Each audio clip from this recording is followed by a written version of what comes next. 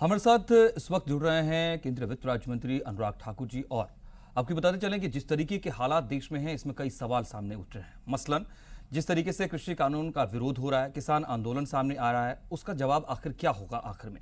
जिस तरीके से कोरोना वैक्सीन को लेकर के अंतर्राष्ट्रीय बिरादरी में लगातार भारत भी अपनी सहयोगिता बढ़ाता चल रहा है और उम्मीदें इस ओर बढ़ गई हैं कि यहां भी जल्दी ही वैक्सीन आम लोगों के बीच होगा।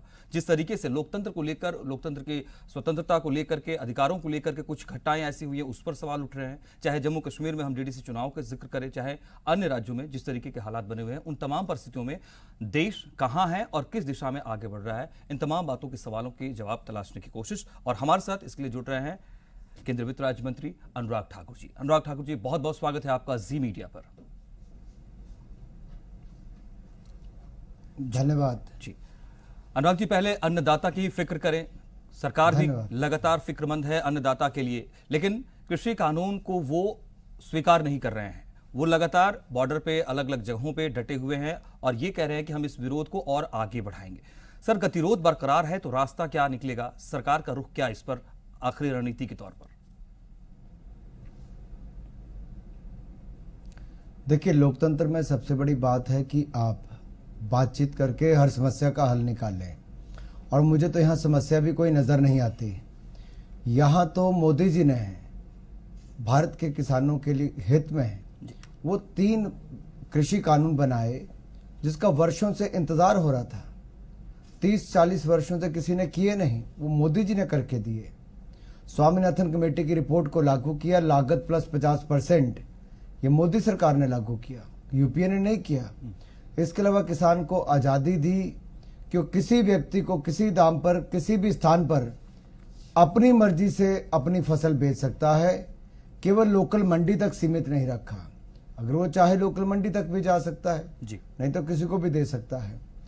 और अपनी जमीन पे भी उसको केवल फसल का ठेका कर सकता है, दूसरा उसकी फसल की या जमीन को नहीं ले सकता, केवल फसल का ही ठेका ठेकेदार के साथ होगा। हर तरह से किसान का बचाव किया गया है। आप देखिए, 2014 में मोदी जी ने ये कृषि मंत्रालय की बजाय इसका नाम कृषि एवं किसान कल्याण मंत्रालय रखा था। ये अपने आप में दिखाता है कि मोदी जी के मन में किसानों की भलाई थी, किसानों का कल्याण था। इसीलिए ही किसानों की आय को दुगना करने के लिए 2022 तक का संकल्प लिया गया। और मुझे पूर्ण विश्वास है इन बिलों के माध्यम से हम किसानों की आय को दुगना भी करेंगे। और जो हमने अब तक किया है वो भी बहुत उल्लेखनीय है। एमएसपी में खरीद गेहूं और धान की, गेहूं की 73% बढ़ी, धान की 114% बढ़ी, और दालों की खरीद तो 7 गुना से ज्यादा बढ़ी है। जो हम केवल आयात करते थे दुनिया भर के देशों से, अब हमने दालें यहीं पर पैदा करनी शुरू की, समर्थन मूल्य उसका कई गुना बढ़ाया। इसका सारा लाभ देश के किसानों को मिला है। और अगर मैं आपको आंकड़े दूं तो आप हैरान हो जाएंगे सुनकर जी। यूपीए के मुकाबले हमने 2.5 गुना ज्यादा पैसा खर्च किया है 5 सालों में किसानों को एमएसपी की खरीद पर। अगर यूपीए के टाइम पर 3.5 लाख करोड़ रुपया खर्च किया गया था, हमने 8 लाख करोड़ रुपया खर्च किया है। ये अपने आप में बड़ा अंतर है। फिर अगर आप दलहन तिलहन पर देखेंगे तो उसमें भी 5 गुना ज्यादा है। ये अपने आप में बड़ा बदलाव है।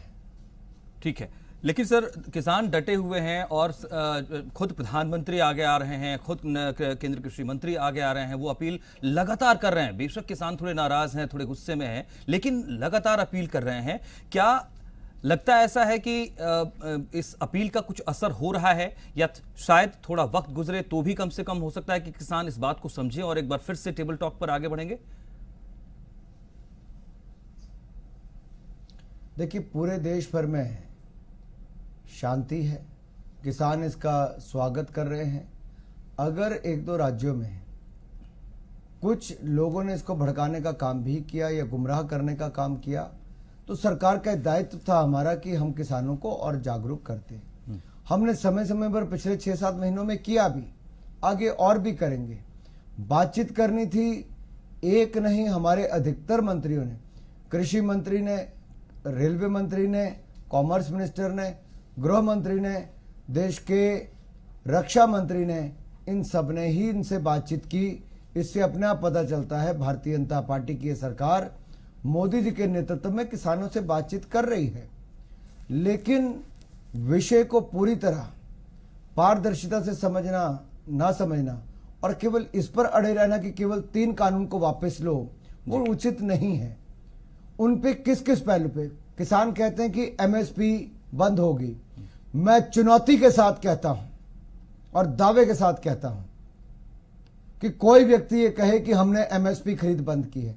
हमने एमएसपी खरीद आपदा के समय भी 60,000 करोड़ रुपए की अप्रैल, मई और जून महीने में की है।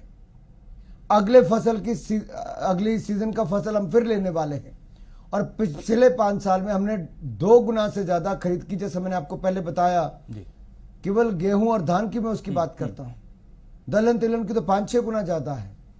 दाम भी हमने बढ़ाए और ये कृषि बिल पास करने के बाद एमएसपी के दाम भी बढ़ाए गए। अगर हमने एमएसपी बंद ही करना होता तो हम दाम क्यों बढ़ाते?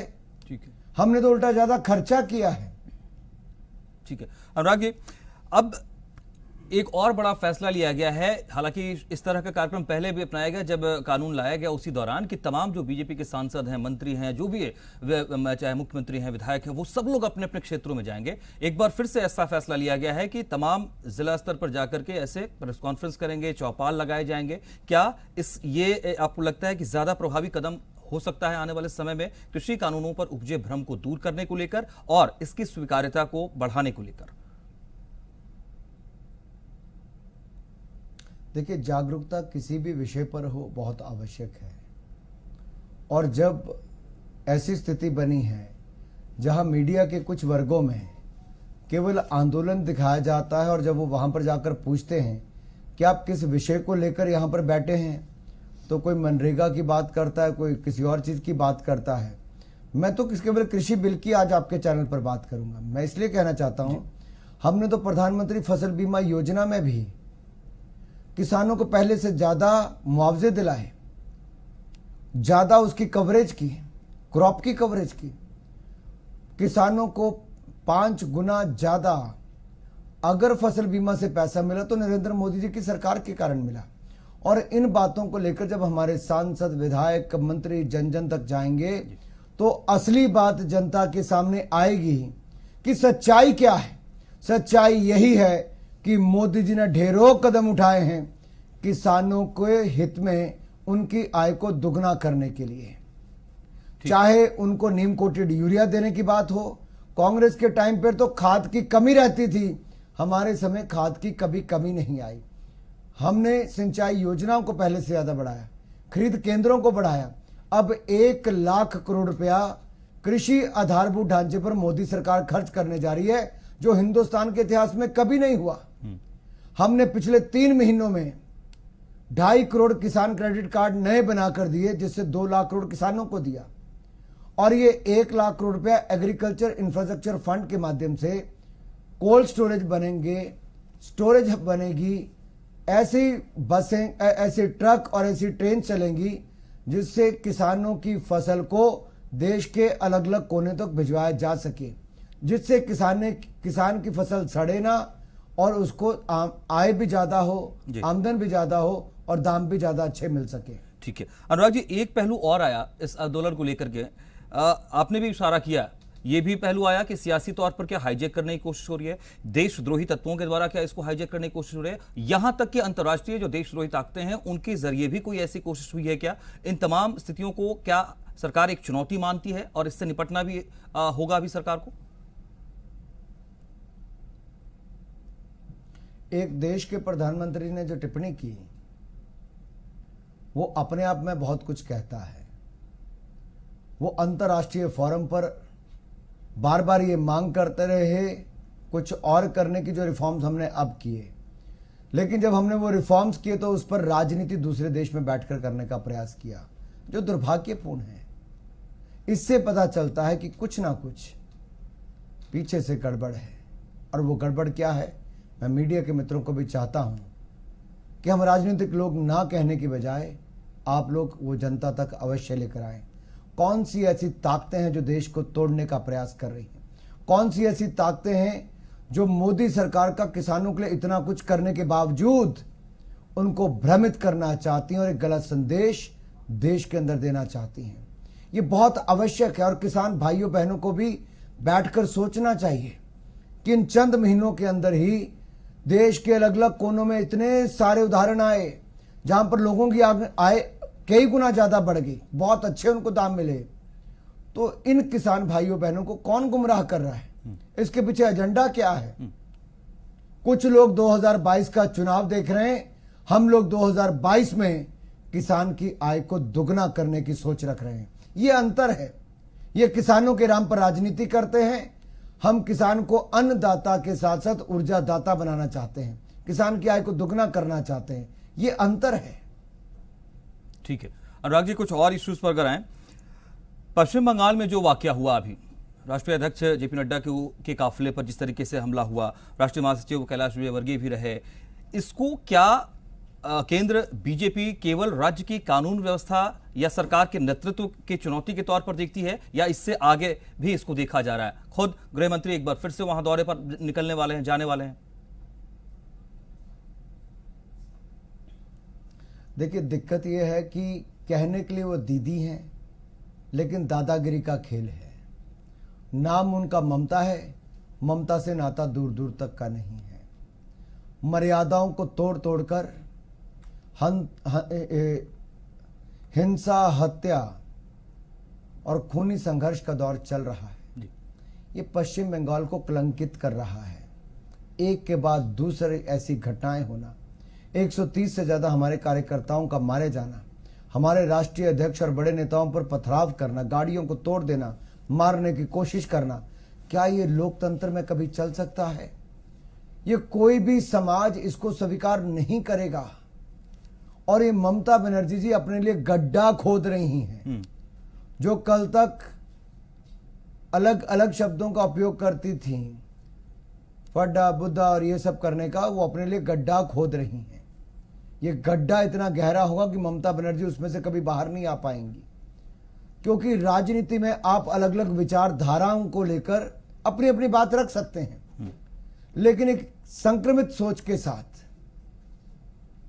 ऐसा नहीं कर सकते कि लोगों पर पथराव करें, गोलियां चलाएं, हत्याएं करवाएं। ये आपके लिए कुछ नहीं देगा।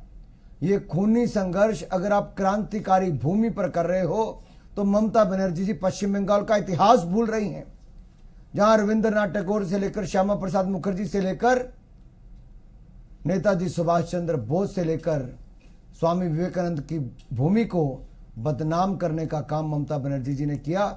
इससे बड़ा दुर्भाग्य देश के लिए और पश्चिम बंगाल के लिए नहीं हो सकता। ठीक, अनुराग जी, जम्मू कश्मीर की तरफ आता हूं, क्योंकि आप खुद भी बीजेपी जी राजनीति नहीं, ये लोकतंत्र की हत्या है। जी जी, जम्मू कश्मीर की तरफ लौटूं, क्योंकि यहां भी स्थिति वैसी आप देखने को मिली है, ऐसा बीजेपी का लगातार कहना रहा।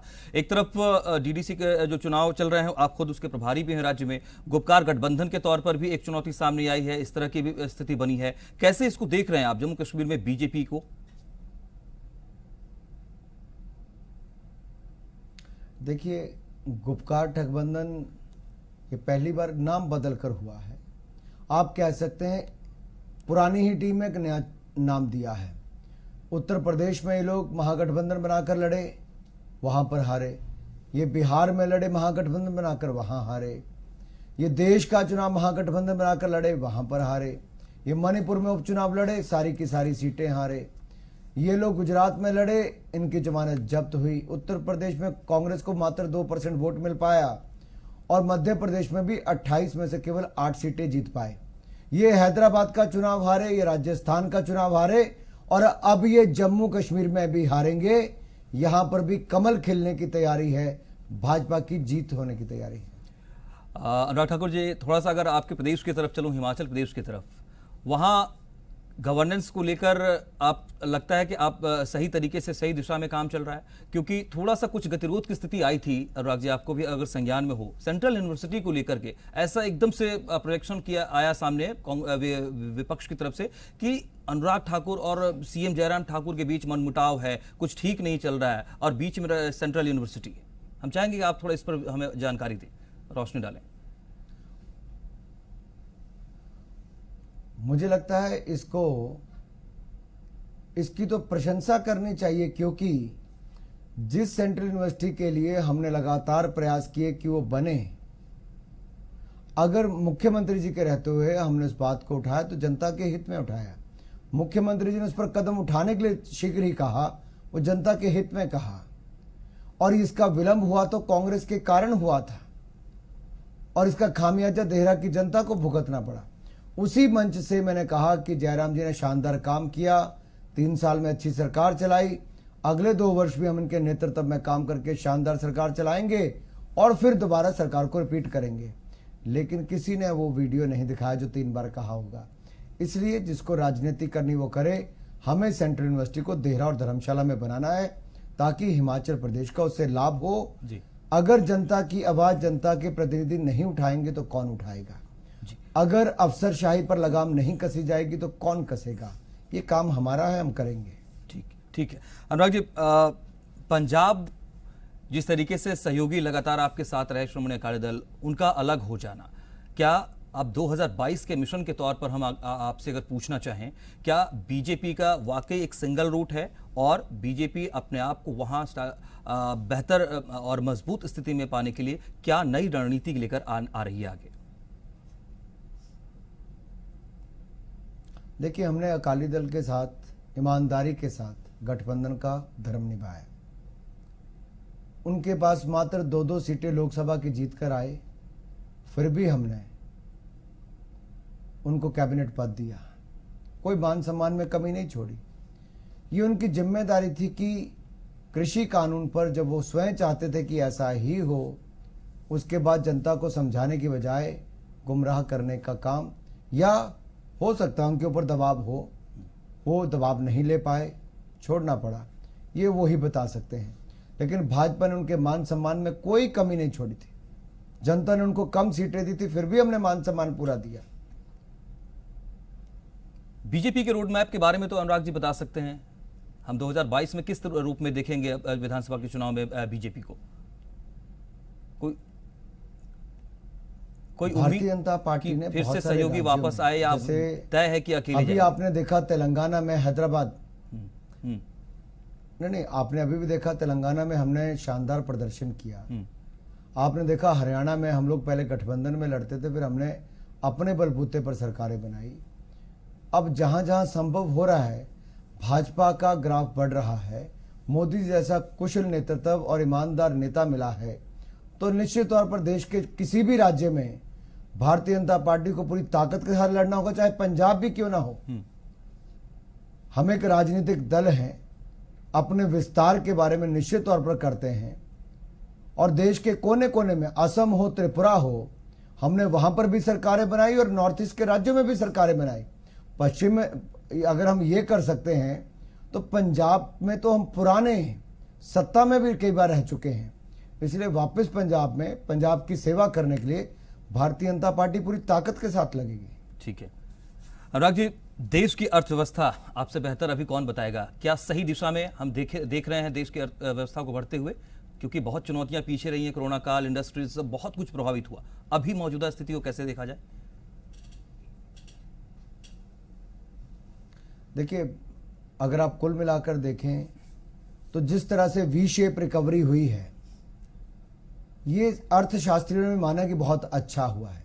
जो कदम मोदी सरकार ने आपदा के समय उठाए, उसका लाभ अर्थव्यवस्था पर भी देखने को मिला। एक तरफ गरीब को अन्न और धन की कोई कमी नहीं रही, दूसरी तरफ से अर्थव्यवस्था को वापस पर ट्रैक लाने के लिए जो कदम उठाने थे उसका लाभ मिला। 2019 सितंबर महीने में 91,000 करोड़ जीएसटी इकट्ठा हुआ था, 2020 सितंबर में 95,000 करोड़ से ज्यादा हुआ। अक्टूबर 2019 में 95,400 करोड़ रुपया जीएसटी इकट्ठा हुआ था। अक्टूबर 2020 में 1,05,000 करोड़ से ज्यादा जीएसटी इकट्ठा हुआ, जो 10% से ज्यादा विकास दर है। नवंबर 2019 में जितना इकट्ठा हुआ उससे 5% ग्रोथ ज्यादा हमारी 20 में हुई। तो पिछले 3 महीने में लगातार दिखा है कि वापस जीएसटी कलेक्शन अच्छी होनी शुरू हुई है। दुनिया भर की रेटिंग एजेंसीज ने भारत की रेटिंग को फिर सुधारा है और 2021-22 में इसको उभरकर वापस 8.5% की ग्रोथ रेट दिखाया है, जो अपने आप में बहुत अच्छा है। जी अनुराग ठाकुर जी, मुझे लगता है कि वर्तमान और मौजूदा हालात में तमाम जो बड़े इश्यूज हैं उन पर आपने बड़ी बेबाकी के साथ और साफगोई के साथ आपने जवाब अपने रखे हैं। बहुत बहुत शुक्रिया अनुराग ठाकुर जी, जी मीडिया के साथ जुड़ने के लिए और तमाम मसलों पर बेबाक तरीके से अपनी बात रखने के लिए। आपका आभार।